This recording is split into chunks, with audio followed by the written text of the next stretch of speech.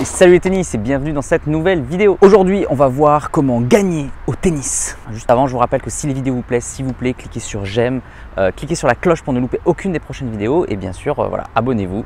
C'est gratuit. Alors comment gagner au tennis avant de réussir à gagner?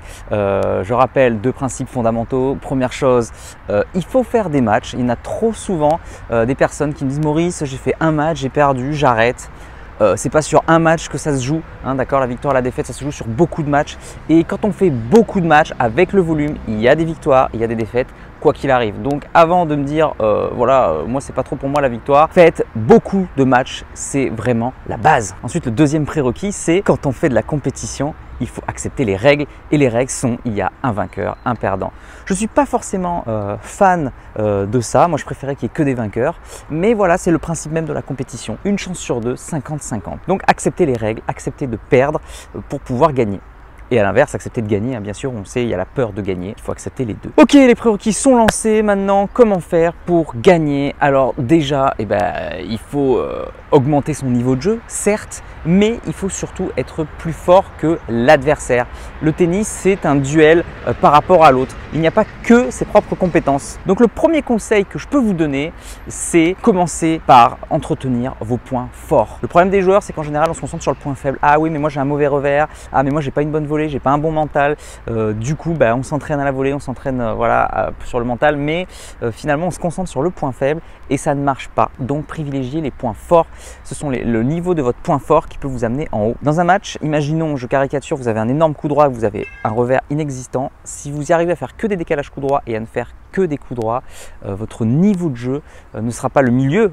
La moyenne entre votre coup droit et votre revers, il sera du niveau de votre coup droit. Et c'est le but dans un match, c'est de ne jouer que avec ses points forts et d'augmenter son niveau. Donc premier conseil, vous devez jouer avec vos points forts. Deuxième chose, dans un match, comme je l'ai dit, c'est par rapport à l'adversaire.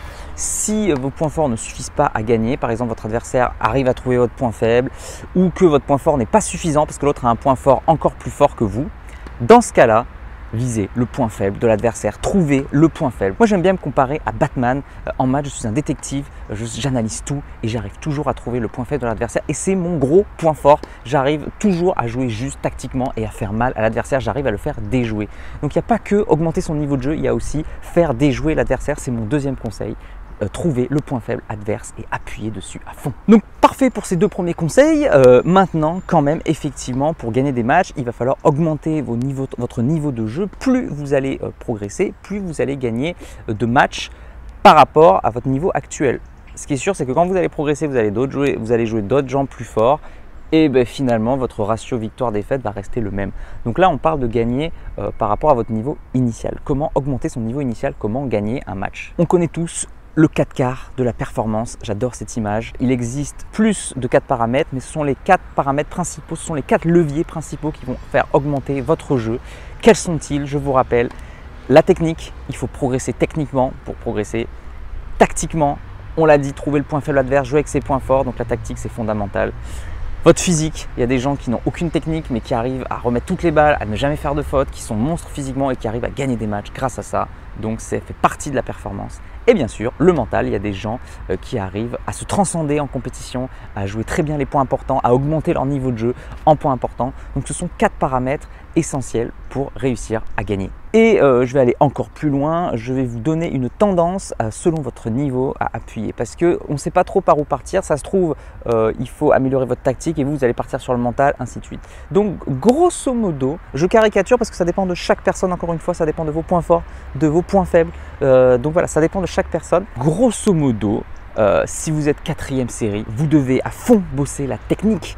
Si vous progressez techniquement, c'est le facteur le plus important de progrès. C'est là où vous allez progresser le plus vite avec le moins d'efforts possible. Si vous êtes grosso modo 3e série, la technique de base vous l'avez. Évidemment, il faut perfectionner des coups, il faut aller encore plus, mais voilà, le facteur déterminant, ça sera la tactique.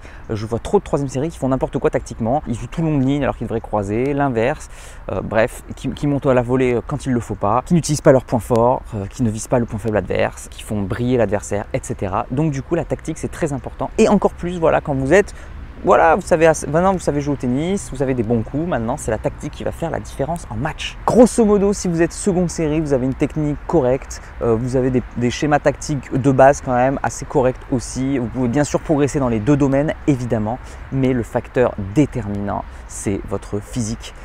Et oui, entre un joueur 5-6, 4-6 et un joueur classé -15, il n'y a pas photo, hein, le gars classé -15, il va frapper beaucoup plus fort, il va être beaucoup plus endurant, beaucoup plus régulier.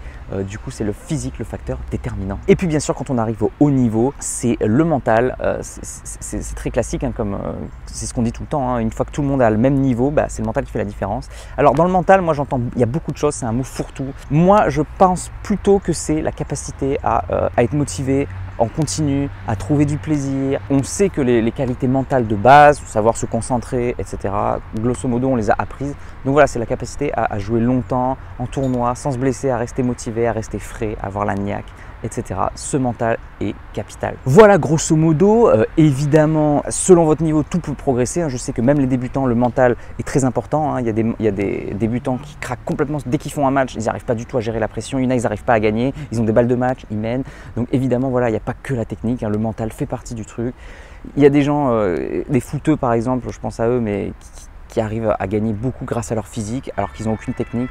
Donc voilà, ce n'est pas une vérité absolue, c'est une tendance, ce sont des conseils. Et puis pour conclure, peu importe votre niveau de jeu, une fois que vous avez le 4 quarts de la performance, c'est votre gâteau, c'est la stratégie qui va faire la différence. Comme je vous l'ai dit au début, votre point fort, les points faibles adverses. Donc en fonction de vos qualités, de vos points forts, vous devez mettre en place une stratégie, que ce soit pendant le match ou que ce soit à long terme pour progresser. Voilà, je vais m'arrêter là pour pas que la vidéo soit trop longue. Évidemment, dans chaque 4 quarts, hein, la technique, la tactique, la physique, la mentale, il y a d'autres choses, hein, pour progresser. Je pourrais faire une autre vidéo là-dessus, je pourrais faire une vidéo sur la technique, comment progresser techniquement, comment gagner techniquement, comment gagner mentalement pour gagner des matchs, etc. Je ferai d'autres vidéos. N'oubliez pas, si la vidéo vous plaît, cliquez sur j'aime et partagez-la. Et si elle ne vous plaît pas, cliquez sur je n'aime pas et ne la partagez pas. Moi je vous dis à bientôt pour une prochaine vidéo. N'oubliez pas, allez jouer au tennis, progressez et surtout faites-vous plaisir. Ciao. Si tu es encore là, c'est que soit tu es très motivé et dans ce cas-là je te félicite, soit que tu aimes ce que je fais. Dans tous les cas, s'il te plaît, laisse un commentaire pour donner ton opinion et soutiens mon travail, soit en partageant les vidéos, c'est important pour l'algorithme, soit en allant sur Tipeee. Tu peux aller encore plus loin en t'abonnant à ma newsletter où je te donnerai plein de conseils. Rien de plus facile, clique sur le lien dans la description. À bientôt.